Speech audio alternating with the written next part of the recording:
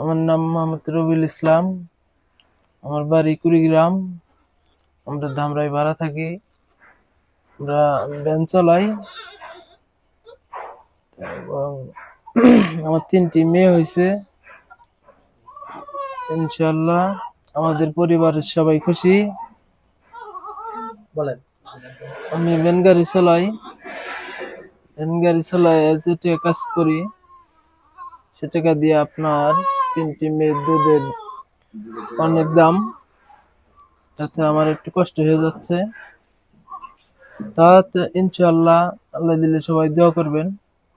পরিবারের সবাই খুশি, 3টা বাচ্চা সুস্থ আছে এবং সবার কাছে দোয়া আছে।